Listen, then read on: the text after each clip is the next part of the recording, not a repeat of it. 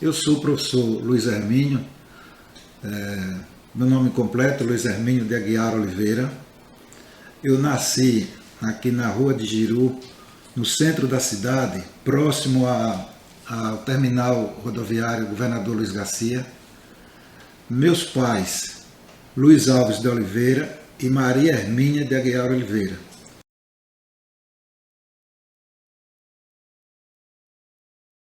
Minha mãe, a Maria Hermínia, ela nasceu no município centro de São João, no povoado Poço dos Bois. Ela estudou em Propiá quando conheceu meu pai. Era normalista, estava concluindo o curso e interrompeu para casar-se com meu pai. E vieram morar na rua de Jiru. A minha mãe se dedicou integralmente à criação dos filhos. Uma prole grande, 14 filhos, dos quais eu sou o mais velho. Não nos faltou nada. Minha mãe se preocupava com a educação, saúde, cultura, lazer e, sobretudo, uma fonte de amorosidade plena.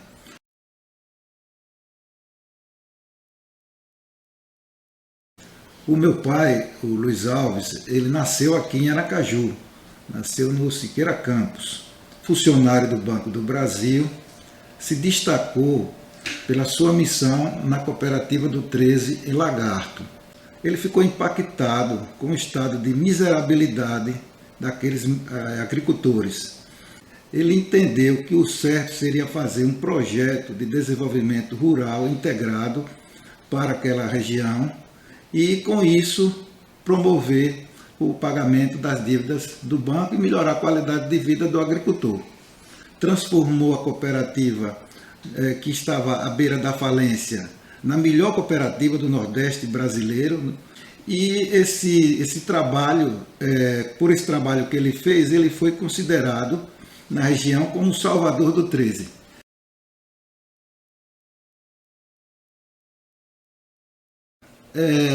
Os dois incutiram na nossa família que era importante estudar, desenvolver o espírito de solidariedade humana, amar ao próximo como a si mesmo. Era o lema que ele queria que nós aprendêssemos. Estudar para nos desenvolvermos, mas não nos despreocuparmos com o bem-estar do próximo. Formou os 14 filhos, são todos graduados, todos tiveram sua colocação e têm sua colocação profissional. São conhecidos na sociedade como a família dos Hermínios, porque o meu pai ele colocou o nome composto, todos os filhos têm o segundo nome Hermínio ou Hermínia, em homenagem à minha mãe. Então, ele fez essa homenagem que perenizou o seu amor por Maria Hermínia, conhecida como Neném.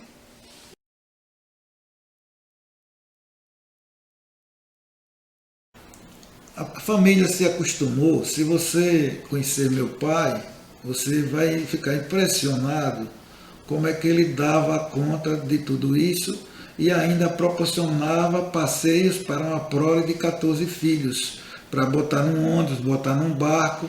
Então, como eu disse, no livro eu tenho um capítulo que eu digo, meu pai, de meu líder a meu ídolo.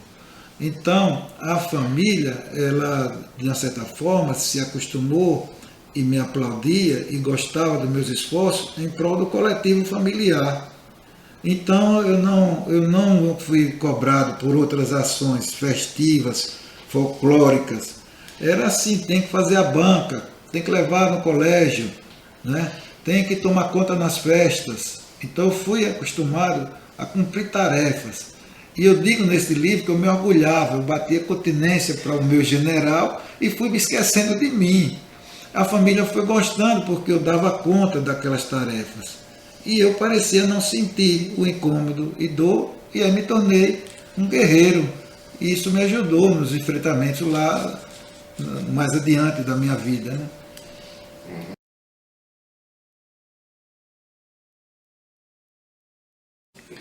Eu estudei os primeiros anos, na verdade, em casa. Eles foram meus primeiros professores. Eu estudei o ABC, eu estudei a tabuada, a caligrafia, minha mãe e meu pai. Eu entrei na escola, na verdade, já sabendo ler e escrever depois de 7 anos de idade. Eu entrei no Graco Cardoso, na rua de Buquim, onde a diretora era Dona Lalia e assessorada por sua mãe, Dona Zizi. Dona Zizi tinha deficiência visual, mas foi quem me ensinou piano. Eu nunca tive assim, a vocação para a música, gosto da música, mas incentivado por minha mãe, eu estudei, e sempre estudei no método clássico, né, através de estudo de partituras, solfejo, essas coisas. Não era muito simpático para o jovem fazer esse tipo de estudo, mas era um crescimento, né, cultural. Então, estudei, entrei no primário, aí na Escola Graco Cardoso, apesar de ter entrado tardiamente, não tive dificuldade, estava muito bem preparado e passei em primeiro lugar nos 4 anos de primário no Grêmio Escolar Graco Cardoso.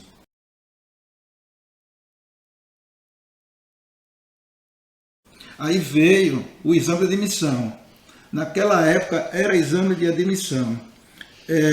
Meu pai, animado com a minha performance no curso primário, gostaria que eu passasse em primeiro lugar também no exame de admissão. Eu fiquei estressado e ele me deu um santinho para me ajudar, que guardo até hoje com muito carinho esse santinho. E aí fui para o desafio. E não é que passei, e vocês não imaginam a alegria que ele teve com esse resultado. E aí ingressei no Salesiano, né, para fazer o ginásio. Era o ginásio salesiano, Nossa Senhora Auxiliadora. E aí também continuei com a boa performance, sendo sempre premiado como primeiro lugar em aplicação, comportamento e religião. Isso é uma coisa que eu não vou poder fugir de repetir, porque era a linha do meu pai. Meu pai foi muito pobre, ele carregou carvão, mas ele era entregador de carvão numa fase da vida, mas sabe o que ele fazia com o dinheirinho que ele captava? Ele comprava o livro do professor para ensinar aos seus colegas. E ele diria, eu ensino tudo aquilo que for suficiente, for necessário para a minha sobrevivência. Português, matemática, o que apareceu eu ensino.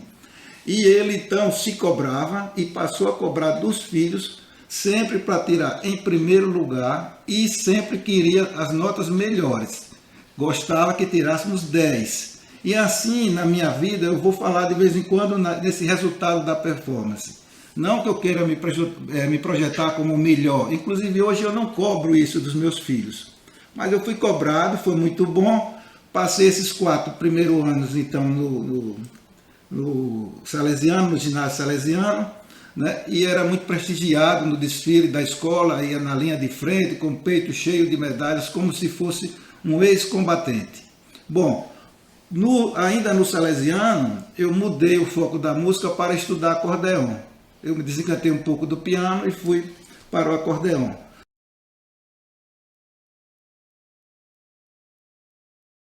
Depois do Salesiano, eu fui para o Ateneu. Ateneu, continuei com o mesmo desempenho, também em primeiro lugar nos 3 anos de científico.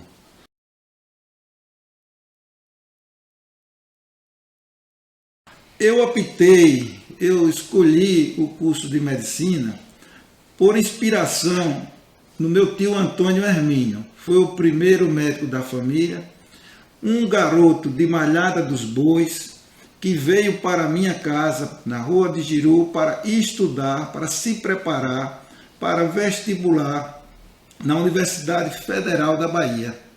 E não é que ele conseguiu êxito, foi uma vitória espetacular. Então era um comportamento exemplar e eu era um admirador dele, foi meu primeiro ídolo e isso contribuiu muito para que eu pudesse seguir a medicina.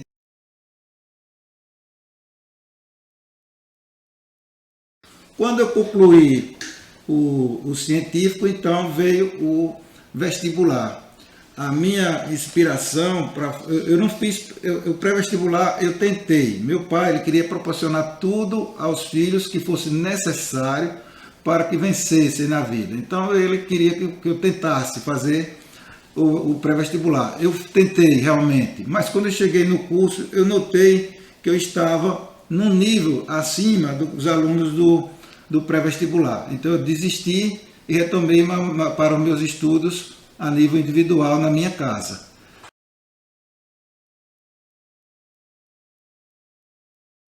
Durante o vestibular eu estava muito estressado, estava estudando sozinho, tive um certo desequilíbrio emocional, mas consegui passar em quarto lugar no curso de medicina, né?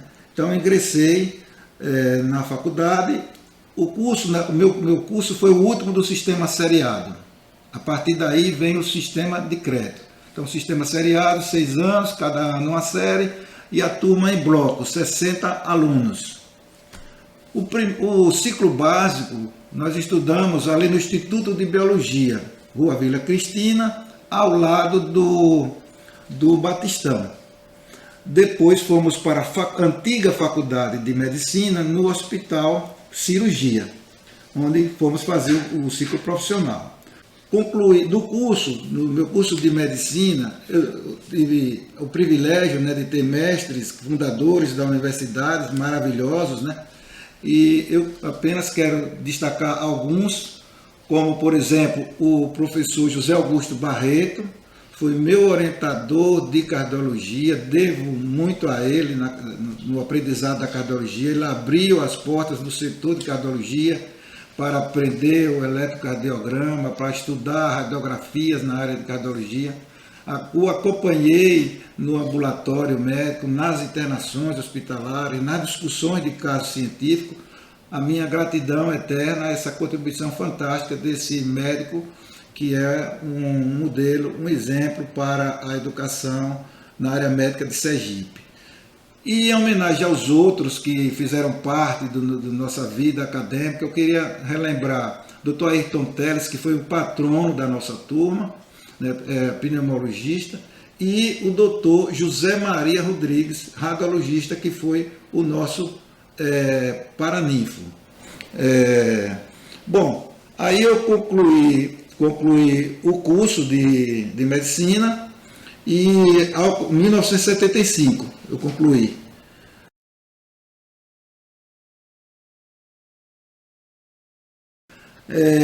Assim que eu entrei na faculdade, eu comecei a expressar minha vocação de professor. Eu comecei a ensinar biologia no ginásio salesiano, onde tinha feito meus estudos, e lancei um pré-vestibular, curso pré-vestibular chamado Apolo, em 1970. Por que esse nome? Porque eu tinha ficado impactado positivamente. Em 1969, em julho de 1969, a Apolo 11 levou o homem Neil Armstrong a pisar na Lua pela primeira vez. E eu fiquei com esse fato na minha memória, e quando lancei o curso, lancei com esse nome. Teve uma curta duração, mas eu expressei o meu desejo de desenvolver esse projeto. Depois daí, eu avanço para a própria universidade. Eu vou me submeter ao concurso de monitor de fisiologia. Eu tinha uma admiração especial por fisiologia, sempre gostei, e então fui aprovado, e daí eu não me separei mais da fisiologia até me aposentar.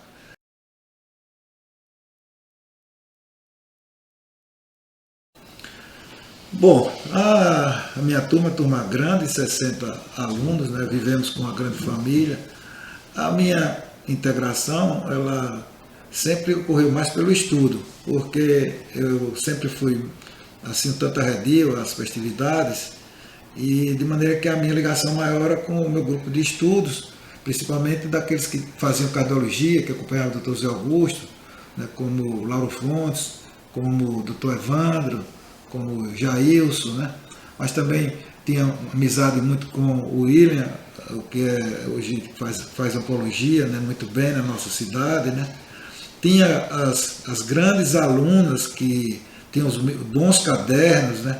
Naquela época a gente disputava o caderno, lia, gravava para poder participar do teste. Então aí eu me lembro Rita, me lembro de Nária, me lembro de Eugênia Teixeira, né? São Fátima Barros, eram pessoas, meninas, alunas estudiosas, com a letra boa, caderno bom, e a gente tinha esse hábito de pedir o caderno para poder nos prepararmos para o teste. A gente tinha uma programação assim, esportiva, às vezes eu participava de alguns jogos, né? Mas não era com frequência, e também a parte social, às vezes no clube, na atlética, né? Ia com alguns colegas para participar de algumas festas, mas como eu disse, eu era mais de estudo mesmo, e acho que é isso aí que eu tinha que ressaltar no campo das nossas amizades.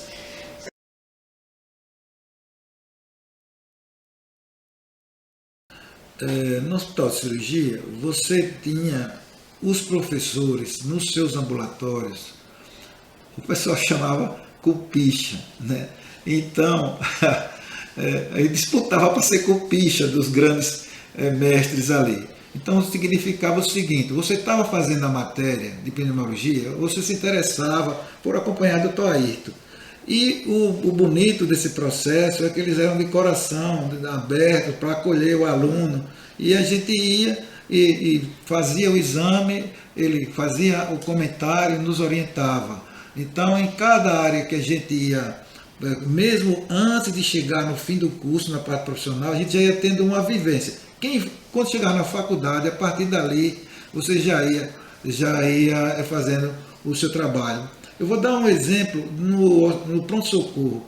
No pronto-socorro, que era uma unidade que estava, quer dizer, vinculada ao hospital de cirurgia, mas prestava um trabalho acadêmico com aquelas pessoas que estavam aprendendo ali, eu participei do plantão do Dr. Fernando Macedo. Então, o Dr. Fernando Macedo, ele classificava as atividades para cada grupo de aluno que chegava. Olha, terceiranista praticamente só faz limpar a mesa, juntar as coisas. O quartanista já pode dar ponto. O quintanista já pode fazer a investigação. O sextanista comanda. Então, quem era o comandante da equipe dos estudantes era o sextanista, o formando. Então, era esse tipo de coisa que a gente desfrutava. O importante também é que o sistema seriado era um sistema sequencial. E em grupo, você marchava em grupo, você tinha mais facilidade, mais sintonia com seus colegas. Para, por exemplo, vamos acompanhar o Dr. Dalmo na obstetrícia. Você ia com seus colegas que estavam cursando a obstetrícia. Vocês tinham a mesma base e tinham a facilidade de absorver muito mais. E a gente caminhou ao longo do curso assim, estudando, tendo a aula teórica, os grupos de estudo entre os próprios estudantes mesmo, de acordo com a identificação de cada um, e a prática era no ambulatório, aqueles que queriam fazer clínica, e acompanhava também as cirurgias, os que queriam fazer cirurgia. Mas eles também não faziam restrição ao aluno que gostava de clínica, se tivesse vaga, poderia assistir a cirurgia, para a partir daí tomar suas definições. Né? Nós vimos mesmo aqui do Dr. Macedo falar isso, que quis fazer cirurgia, mas o mestre disse, não, você não está talhado para isso. Eu gostei muito daquela declaração dele.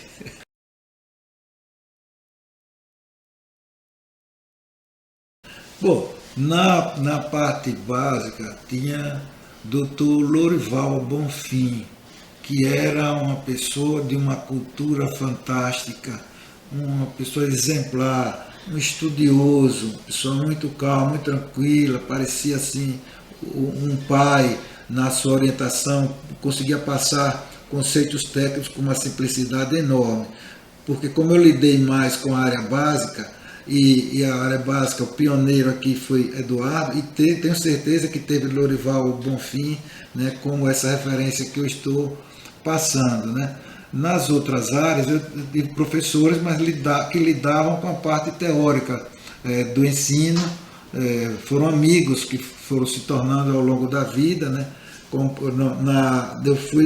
Peguei como professor da fisiologia, Antelo Pares Caroso, Dr. Gilvan Rocha, né? Foram verdadeiros amigos que nós construímos, nos ajudaram na fisiologia, mas como eu optei por uma parte eletrofisiológica, a minha ligação ficou um tanto restrita a esse campo, né? Lá na parte profissional, quer dizer, como eu disse, admirava o professor Zé Maria, a simplicidade, ele era espírita, de uma alma doce, né? A elegância do Dr. Ayrton Teles, que eu falei aqui, né? Tinha o Dr. Walter Cardoso, pela eloquência da aula dele, a maneira como ele colocava os conhecimentos, empolgava a turma, né? Tem vários mestres importantes, né?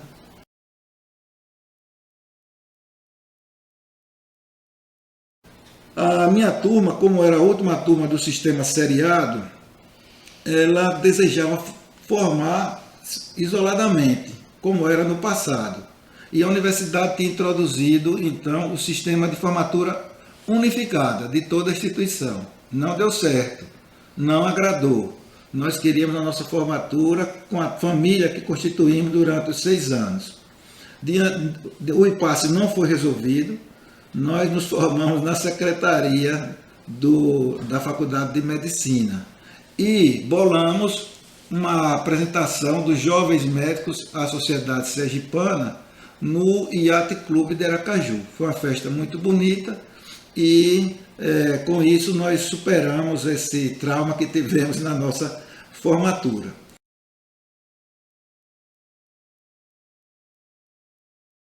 Concluído do curso, agora entraria na parte profissional, das tentativas de colocação acadêmico-profissional, ou seguir carreira do magistério, ou fazer residência, ou concurso para trabalhar.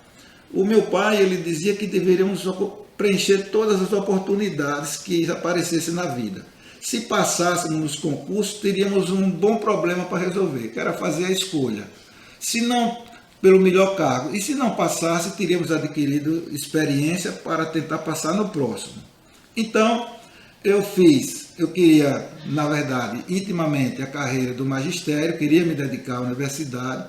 Veja que eu estava sempre apegado a uma disciplina básica, a fisiologia. Então, se deduz que eu não ia praticar no consultório a fisiologia. Gostei da fisiologia cardiovascular em especial, né? Portanto, que acompanhei o Dr. Zé Augusto na cardiologia, mas eu queria me dedicar realmente ao ensino e à pesquisa. Então, meu pai proporcionou a oportunidade de eu participar de 3 seleções, na Universidade UFRJ, na do Rio de Janeiro, na Faculdade de Medicina de Ribeirão Preto e na Universidade Federal de Pernambuco. Fiz essas 3 seleções, passei nas 3, fiquei aguardando o chamado. Também surgiu a oportunidade de concurso para o INSS em clínica e cardiologia. Também fiz, passei também. E agora fiquei aguardando o chamado, que aqui o destino ia me oportunizar. Bom, no fundo do coração eu estava querendo ficar em Recife. Inicialmente porque muito apegado à minha família, era o primeiro que ia se afastar, e como mais velho, me sentia o segundo pai. Eu estava sentindo no coração aquele apartheid que iria ocorrer. Mas um fato auspicioso aconteceu.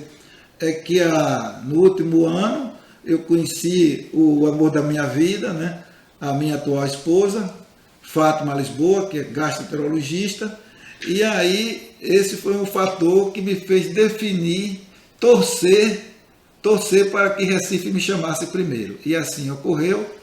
O universo conspirou a meu favor e eu fui, então, com o coração mais tranquilo e a mente aberta para estudar a fisiologia na Universidade Federal de Pernambuco. Quando eu estou estudando, começando o mestrado, vem concurso para professor auxiliar de ensino em fisiologia na nossa universidade. Eu venho fazer o concurso, sou aprovado em primeiro lugar. A universidade, então, me chama para assumir a disciplina. Eu não queria deixar o mestrado e queria aproveitar a oportunidade do concurso para já me engajar no quadro da universidade. Meu pai assumiu as minhas intenções, foi comigo ao reitor tentar uma alternativa, né, conciliadora, mas não conseguimos. Então eu abri mão do concurso e prossegui no mestrado, mostrando aí a minha determinação de seguir a carreira do magistério. Em seguida, sou chamado para assumir o cargo de cardiologista no INSS. De novo, já estava mais avançado no curso, abri mão de novo do curso do cargo, né, da função de cardiologista. E cada vez ficando mais interessado e tenso para voltar e entrar no quadro da Universidade Federal de Sergipe. Bom, durante o meu curso de fisiologia, eu me dediquei à eletrofisiologia, porque eu sempre gostei de matemática, química, física, e eu via na cardiologia uma aproximação com essa área por causa da hemodinâmica, o estudo de fluidos, resistência, a parte elétrica, a parte mecânica do coração, tudo isso me agradava, tinha um raciocínio lógico que me interessava. Então eu optei por estudar dentro da fisiologia a eletrofisiologia, e também porque eu tinha uma admiração e uma ponte com o professor Eduardo Garcia, de biofísica, que havia sido o meu professor e estimulador também para eu fazer esse mestrado. Então eu optei, lá o meu estudo foi em coração in situ, o órgão nos sítios anatômicos, testando efeitos de substâncias nessa situação. O meu professor orientador foi o professor Carlos Pérez da Costa, adoeceu gravemente já no fim do meu mestrado, então eu pedi à Universidade Federal para acolher o professor Eduardo Garcia como meu co-orientador. Por quê? Porque o professor era referência nacional em biofísica, era um professor credenciado pela Universidade Federal de Pernambuco para ministrar cursos lá, então não tive dificuldade de absorverem a ideia do professor Eduardo Garcia como co-orientador da minha tese. É um professor que eu tenho muita gratidão por ele. Como eu vou mostrar mais adiante nessa entrevista, a importância dele não só nessa parte acadêmica, mas também na parte administrativa, onde ele vai me conduzir, né, vai me dar a mão para me introduzir na administração superior da universidade.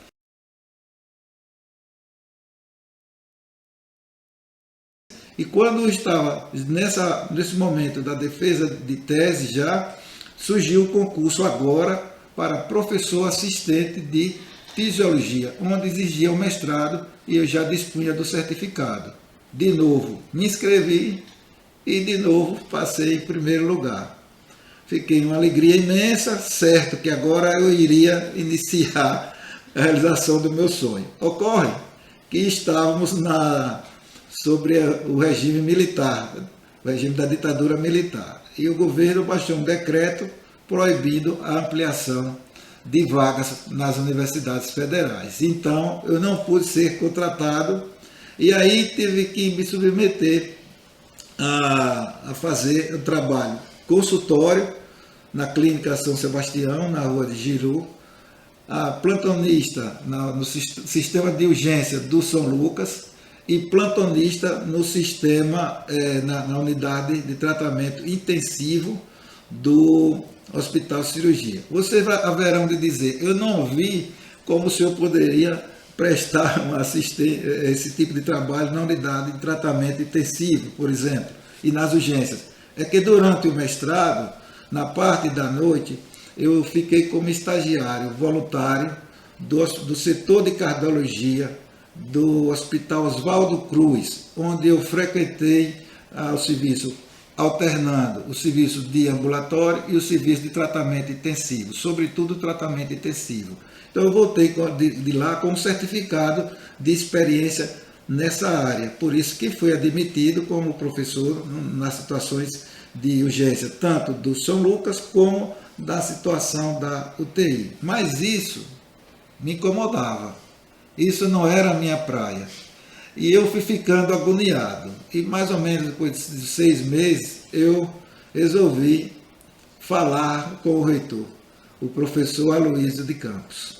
Então, marquei a audiência, fui sozinho desta vez, e disse para o doutor Aloysio bem assim: doutor Aloysio, eu sou jovem, mas eu não sou menino. Eu preciso trabalhar. Minha formação é eletrofisiologia cardíaca. Eu estou metido na UTI, setor de urgência. Eu queria que o senhor me ajudasse. Eu sei que está proibida a contratação, mas o senhor é um magnífico. Quem sabe o senhor tem uma alternativa para resolver a situação. Pois bem, eu me emociono com isso, porque um homem de bem, um homem inteligente, né, o ícone aqui da educação, da administração também no estado de Sergipe, e ele disse: eu vou resolver. Ligou para o gerente de recursos humanos e disse: a próxima vaga de aposentadoria que surgir, eu quero para colocar este rapaz. E eu resolvo com o departamento, assim que essa situação mudar, eu devolverei a vaga. E assim eu fui contratado na maior felicidade, ingressei como professor 40 horas no departamento de fisiologia. Não era dedicação exclusiva. Meu consultório, eu dava o consultório 17 horas no fim da tarde, mas dava minha atividade em 2 turnos integralmente. Era o único professor do departamento que tinha 40 horas. Então, a partir dali, eu passei a ser o professor dos 7 instrumentos. E como o trabalho para mim nunca me amedrontou, eu fui pegando todas as tarefas que foram passando para mim.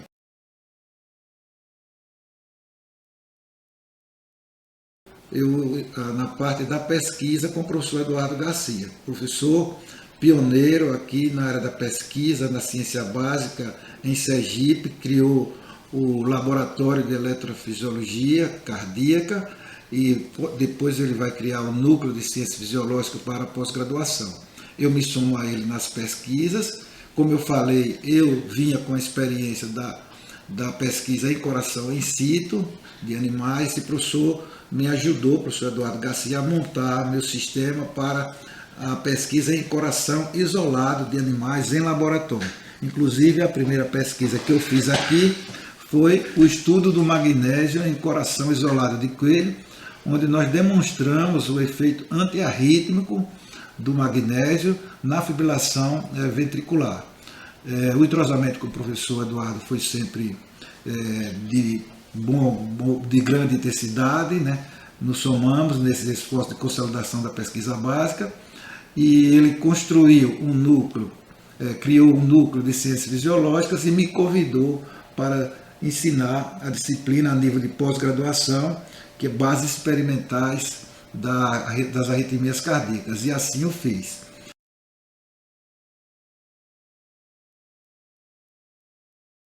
A universidade estava implantando o curso de Educação Física, na época era dirigido por Félix Dávila, né, que comandava o departamento. Precisavam colocar a disciplina Fisiologia do Esforço, não tinha especialista, e eu tinha essa disciplina no meu currículo. Então eu fui convidado e aceitei e ajudei a fundar a cadeira de Fisiologia de Esforço da Universidade Federal de Sergipe.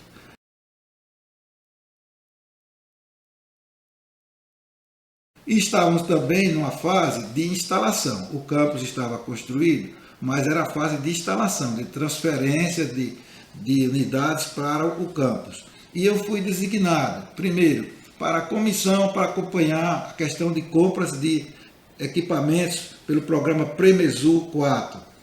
Fui indicado para outra comissão para acompanhar a compra de materiais de laboratório para os departamentos. E a última comissão para acompanhar o acabamento das instalações do Departamento de Fisiologia, para ver, quando tivesse condições, se fazer a transferência do curso. Esse trabalho foi muito interessante para mim, porque eu conheci vários setores da administração da universidade, fiz vários amigos, peguei muita experiência nessa área, foi muito importante para mim. A partir desse entrosamento, no ano de 1983, houve a eleição para reitor, e o professor Eduardo Garcia foi escolhido para ser o reitor da universidade no período 84-88, tendo como vice o professor Alencar. Então, o professor Eduardo Garcia me convidou para assumir a Pró-Reitoria de Graduação da nossa universidade. Então, é um desafio grande, porque a Pró-Reitoria estava enfrentando muitas dificuldades no campo, principalmente da matrícula dos alunos. Havia mais alunos no quadro discente da universidade do que sua capacidade de vagas. E os alunos regulares que estavam entrando pelo vestibular não conseguiam as disciplinas que precisavam para dar sequência ao seu curso. Então eu me defrontei com os alunos indo de madrugada, fazendo filas, e as funcionárias do Departamento de Administração Acadêmico, né, fazendo as anotações para tentar resolver as questões de matrícula desses alunos. Então eu vi que isso não era possível, isso era o primeiro desafio que eu tinha que resolver, e eu pessoalmente resolvi estudar o sistema acadêmico e procurar pessoas da área de informática e procurar tentar encontrar uma norma acadêmica que prestigiasse o aluno regular. E aí criamos novos critérios de matrícula para resolver essa situação, e essas normas foram aprovadas e estão vigorando até o dia de hoje. O meu entrosamento inicial, né, a minha relação foi um pouco fria, porque as pessoas viram um médico que não tinha para eles a preparação pedagógica, o conhecimento da administração acadêmica, iria pegar essa Pró-Reitoria que tinha esse desafio imenso, né, de toda a administração dos cursos da universidade. No entanto, a minha capacidade de estudo, o meu desejo de formar com eles uma família, fez com que nós dessemos um salto maior do que eu havia previsto, porque a diretora do Departamento de Apoio Pedagógico, a professora Maria José de Almeida Soares, conhecida como Deusinha, me estimulou a construirmos o projeto pedagógico da universidade, com o objetivo de definir diretrizes que pudessem nortear as ações da instituição no campo do ensino, da pesquisa e da extensão. E isso demandava uma discussão com toda a comunidade acadêmica. Não ia ser uma coisa de gabinete. Lógico que trilhamos esse caminho com reuniões com as várias unidades e construímos o projeto pedagógico, aprovamos esse projeto na instituição, e isso me deu muita cancha, me deu conhecimento com as unidades e também me deu prestígio.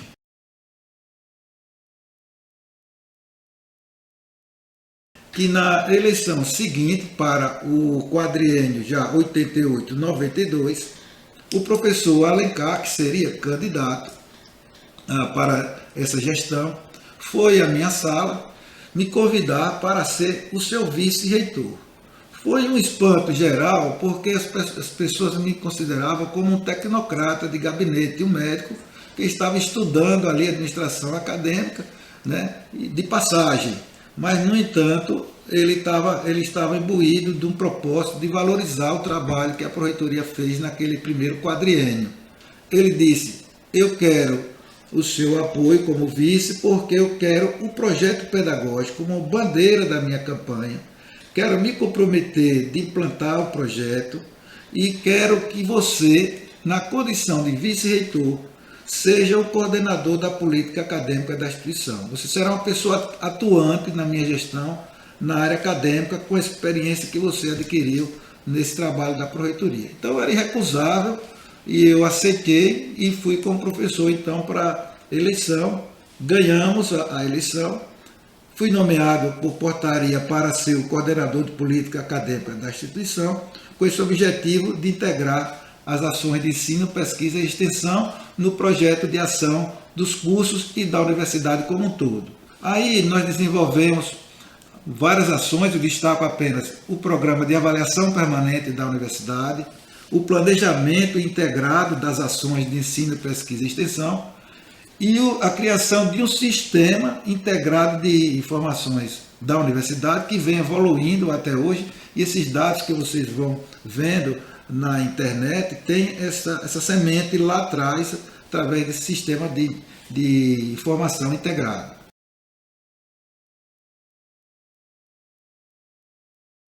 Na vice-reitoria fui adquirindo experiência administrativa, acadêmica, e quando concluímos a gestão do professor Alencar, em 1988, os meus pares, né, me estimularam a assumir a liderança do projeto para o quadriênio 92-96, na condição de reitor. Bom, eu já me sentia naquele momento um tanto mais preparado, conhecedor da vida da instituição. Eu aceitei, mas eu precisava encontrar um vice que me desse, me fortalecesse, me desse o apoio necessário para que eu pudesse fazer uma gestão com toda tranquilidade. E aí eu tive um presente de Deus, que foi encontrar o professor José Paulino da Silva. O professor José Paulino da Silva tinha mais experiência, mais idade do que eu, tinha sido assessor do primeiro reitor da universidade, né, Dr. João Cardoso, tinha sido pró-reitor de assuntos estudantis, pró-reitor de pós-graduação, doutor em filosofia e história, muito mais conhecido do que eu, uma figura muito mais importante, eu diria assim, na história da universidade, e humildemente aceitou ser meu vice. Imagine como eu me senti nesse processo, muito tranquilo e seguro pela dignidade e seriedade daquele homem que estava fazendo aquele esforço pelo bem da universidade. Eu encontrei também apoio de um grande amigo, irmão, no sentido de me ajudar na parte da estratégia política, que eu realmente não tinha experiência nenhuma. O professor José Wellington Costa, arquiteto do Centro de Ciências Exatas e Tecnologia, foi ele o coordenador estratégico da minha campanha, um homem com experiência já político-partidária, muito tranquilo, sereno, foi também uma pessoa de valor inestimável para que nós pudéssemos concorrer à reitoria. Ganhamos a eleição com o projeto O Saber e o Fazer, o programa O Saber e o Fazer em prol da revitalização da universidade. Vocês vejam bem, é o saber e o fazer. Este fazer, nós queríamos traduzir, era que a universidade pudesse expressar na sua prática o compromisso social com a realidade que estava inserida. Então, teríamos esse desafio se ganhássemos a eleição. Ganhamos, e agora, para implementar este programa, tínhamos que fazer algumas modificações na estrutura administrativa da universidade. A universidade, aparentemente, eles têm autonomia no papel, mas na prática muito difícil de alterar a sua estrutura administrativa. Então eu recorri à criatividade para, por portaria, constituir núcleos temáticos com pessoas habilitadas em áreas específicas. Pesquisadores, professores da universidade em áreas temáticas, formava um núcleo específico de trabalho para atender a uma determinada demanda. Isso foi um ponto importante. Um desses núcleos que nós criamos foi o núcleo de integração e desenvolvimento, em que um dos programas mais interessantes e de mais impacto foi o programa de intercâmbio com as prefeituras do estado de Sergipe, o PROPREF. Esse programa ele tinha vários módulos em saúde, educação, cultura, desenvolvimento rural, e chegamos a atender 18 municípios no estado de Sergipe e levamos a licenciatura plena para o interior do estado, que foi uma semente que prosperou e hoje, graças aos esforços dos gestores que me sucederam, criaram os vários campi no interior do estado. Bom, então nós tínhamos esse programa, esse programa. Agora vejam vocês, eu falei educação, saúde, cultura, como captar o recurso, como utilizar esse recurso de vários ministérios. Eu não ia mais ao Ministério da Educação, ia ao Ministério da Agricultura, ia a outros Ministérios de Ciência e Tecnologia, e buscar recursos. Então, eu tinha um assessor responsável pelo programa de captação de recursos. Mas não bastava isso. Esse recurso não podia ficar amarrado, atrelado dentro do orçamento da universidade, que tinha carências para a sua parte funcional, para atender os departamentos acadêmicos. Tinha que vir para os programas para os quais ele foi entendido. Criamos, então, a Fundação de Apoio à Pesquisa e Estado de Sergipe. Então, com esses instrumentos, um núcleo de integração e desenvolvimento, né? E esse núcleo, a demanda que ele buscava era através de dois programas, Brasil em Debate, Sergipe Exame.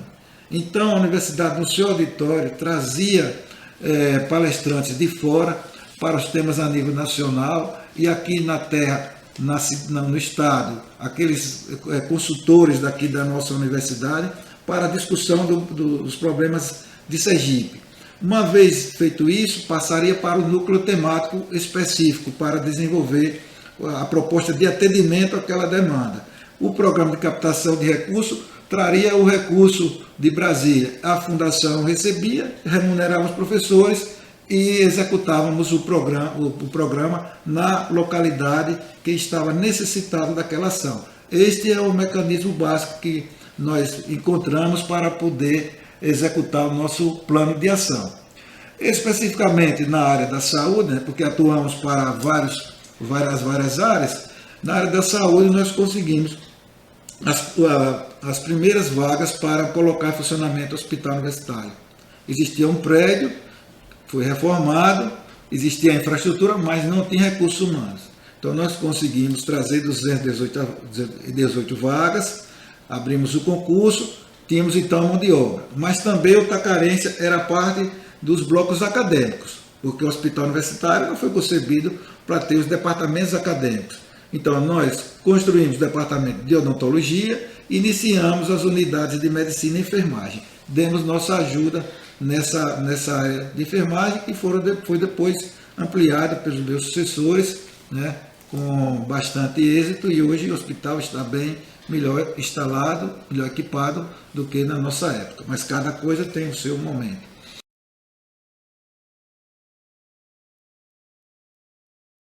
Bom, quando eu concluí a minha gestão na Universidade Federal Sergipe, eu fui nomeado para ser o presidente da FAPESE, a fundação que eu houvera criado. Com muito prazer, assumi essa missão. E aí fui participar de uma reunião em Salvador das fundações de apoio à pesquisa no ensino superior do nosso país. E fui convidado para participar do processo sucessório. Eu não tinha esse plano, eu não queria. Eu estava disposto agora a me dedicar mais à minha família. Já seriam 12 anos dedicado à administração superior da universidade. Mas não pude recusar, fui convidado e fui eleito praticamente por aclamação presidente do Conselho Nacional das Fundações de Apoio às Instituições de Ensino Superior do nosso país. Um nome grande, resumido em CONFIES.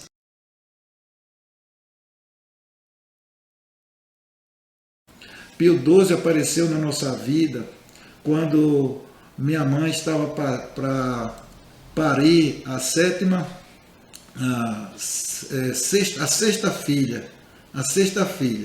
Teve um problema grave durante a gravidez, na hora do parto, e o médico, que era o Dr. Carlos Melo, se dirigiu ao meu pai e disse que a situação estava complicada, podia falecer a mãe, o feto não poderia prosperar, estava em dificuldade, e meu pai olhou para a parede, ele estava na recepção da sala de cirurgia, né? E olhou para a parede e viu a foto do Papa Pio XII. Então meu pai se prostrou e fez um pedido para que Pio XII intercedesse. Disse ao médico que voltasse, que tudo daria certo. O médico voltou, o parto foi normal, minha irmã nasceu normal e minha mãe continuou com saúde. Meu pai prometeu que daria o nome de um filho, o nome do Papa. O Papa chama-se Eugênio Pacelli. Então o nome do filho seria Eugênio. Só que vieram mais 4 mulheres. E ele, achando que não viria mais homem, colocou o nome dessa menina que nasceu, Eugênia Hermínia. Ocorre que depois veio um homem. Então ele pagou duplamente a promessa, colocou Eugênio Hermínio. Ficamos com 2 Eugênio na família. A partir daí, a força do Papa se fortaleceu dentro da família. Tivemos várias outras situações em que a família recorreu à intercessão do Papa Pio XII e alcançou a graça. Meu pai, então, se transformou num árduo defensor da canonização do Papa Pio XII. Construiu um dossiê e encaminhou ao Vaticano com o relato dos milagres, a biografia do Papa, todos os acontecimentos pertinentes à vida do Papa, então ele consolidou esta imagem. E ele doou a cada filho um santo com a imagem do Papa e uma oração pela canonização. Então, na oração da canonização, tem um momento que fala assim: dignai-vos a serem merecedores dessa graça.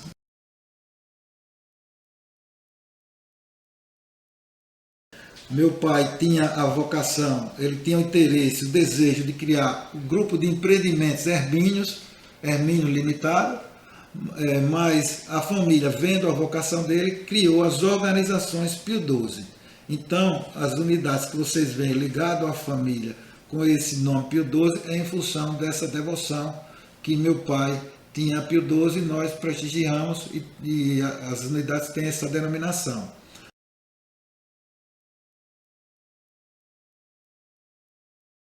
A maior comoção familiar, a doença da minha mãe, câncer pulmonar, nível bastante grave, sem perspectiva de recuperação, e aí é o dia que eu morri. Aqueles que acompanham o meu blog já sabem, já expliquei isso, eu já morri e renasci.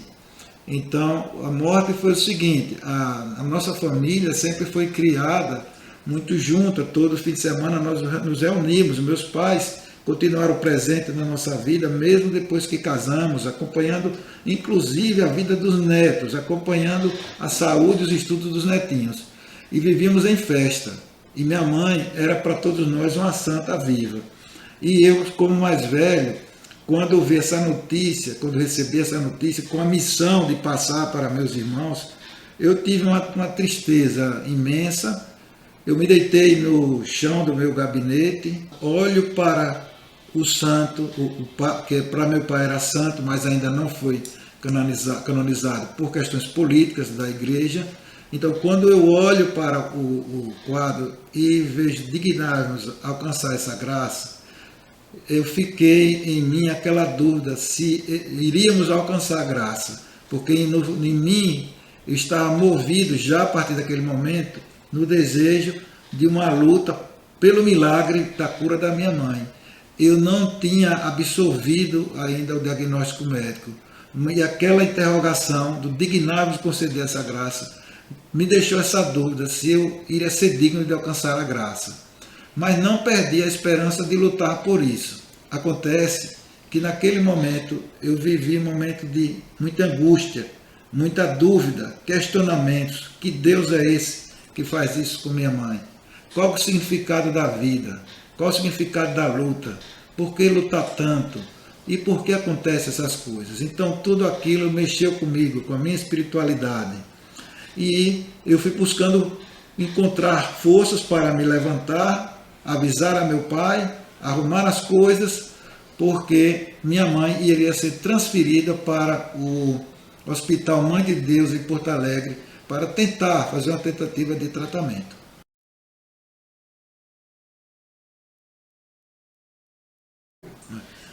Eu conto isso no livro, eu já conto isso no livro, que eu, como sou mais velho, eu procurei seguir o exemplo de meu pai, me sentia pai dos meus irmãos e parecia uma pessoa mais idosa do que a minha idade biológica. Eu, na verdade, eu construí uma defesa em que me permitia me enfrentar situações tanto dolorosas, sem me derramar em choro, como também de grande emoções positivas, sem me explodir de alegria. Então as pessoas só passavam a me conhecer com a intimidade. Quer dizer, então eu lidava com isso novamente. Havia um sofrimento, havia uma dificuldade, mas eu não expressava. Eu vim a me libertar dessa defesa quando eu mudei para o enfoque espiritual na minha vida, que eu passei então a me revelar de uma forma mais aberta, a saber dizer sim e dizer não, sem a preocupação da minha exposição, nem tampouco com a interpretação do interlocutor. Mas é evidente que eu tive ao longo da vida alguns impactos psicossomáticos em função desse tipo de comportamento, né? Eu sempre parecia uma pessoa que expressava uma certa neutralidade com relação ao que estava acontecendo, mas por dentro de mim realmente a emoção fervia e eu não revelava. Foi uma coisa que eu fui analisando depois como médico e sobretudo no campo espiritual. Quando eu adentrei, quando eu tive o meu batismo espiritual, nesse episódio que eu relatei da minha mãe, é que eu decidi me expressar o meu eu verdadeiro, sem a preocupação com a avaliação externa.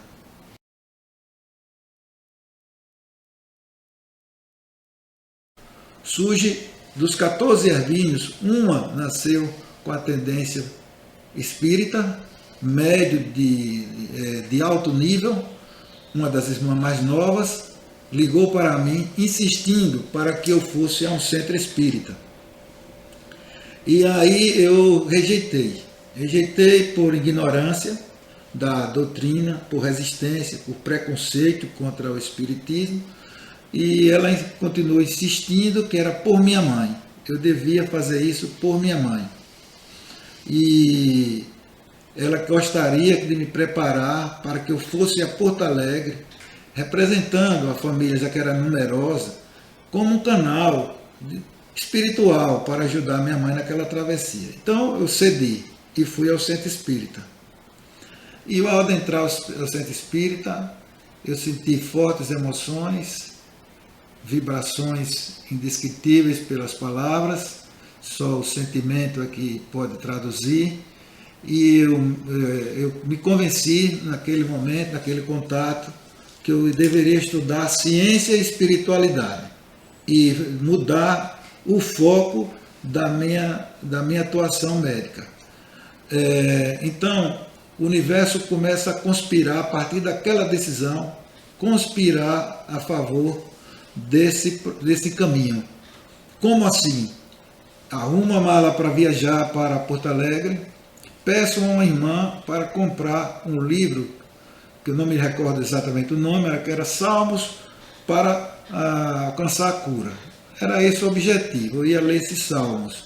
A irmã não encontra o livro, mas encontra um, que se chama o livro Mão de Luz, de Barbara Brenner, uma astrofísica da NASA com dons paranormais. E eu, ao ler esse livro, encontrei justamente o caminho para a realização que eu gostaria, que era fazer a ponte entre ciência e espiritualidade, porque era uma física, né, que estava interpretando o ser humano como campos de energia em integração com o campo de energia universal. Então, a partir dessa colocação, desse livro, eu busquei encontrar no Brasil como estudar este assunto e encontrei em Recife, novamente, no Instituto Sal da Terra, uma aluna de Barbara Brenner que ministrava um curso de consciência energética integrativa. Então, a partir daí, eu me inscrevi, minha mãe padecia no leito e eu estudava. A previsão, estudava e praticava com minha mãe. A previsão de minha mãe era morrer em 6 meses e graças a Deus ela ficou 18 meses, veio a falecer, mas eu vim, a partir desses estudos, a implantar uma unidade chamada Clínica Pio XII Espaço Renascer, que a Clínica Pio XII era a clínica matriz, e agora eu ia me desligar e colocar um espaço voltado para a medicina energética espiritual.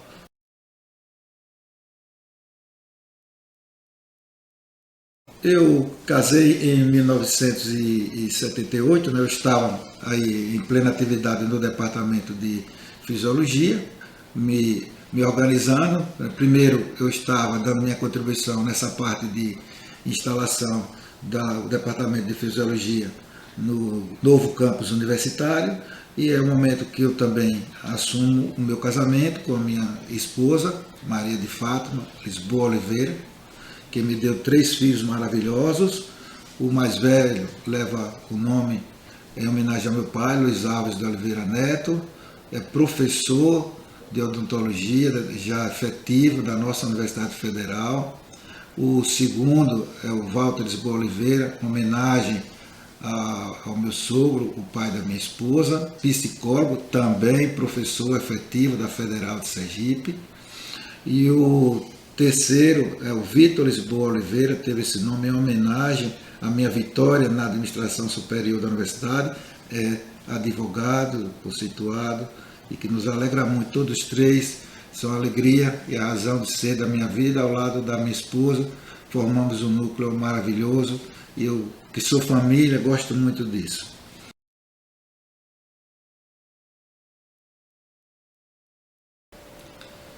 É sacerdócio, sim, mas não pode abrir mão da dedicação, da competência. Eu digo que é a ciência e a consciência, né? A ciência sem consciência crítica não tem valor nenhum para mim, não transforma o mundo. Acredito que o cientista com consciência crítica do papel que lhe cabe desempenhar na sociedade se torna um agente transformador. Porém, o cientista que não tem essa consciência crítica se torna apenas um produtor de ciência, sem a aplicabilidade do seu conhecimento. Isso não transforma o mundo.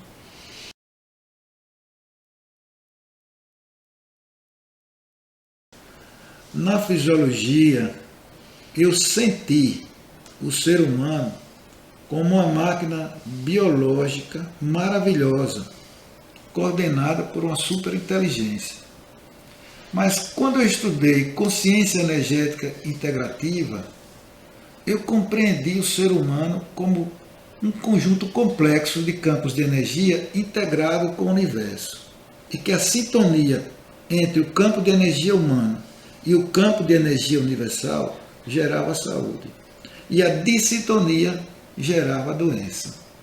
Por isso eu acho que é importante que os estudantes se despojem de qualquer preconceito, qualquer prejulgamento dessa área, porque essa área faz a ponte entre a ciência e a espiritualidade que tanto eu busquei.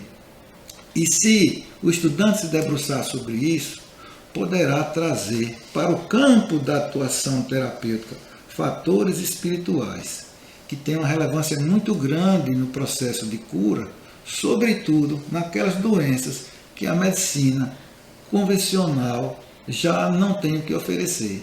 Então, essa é a minha mensagem para os estudantes.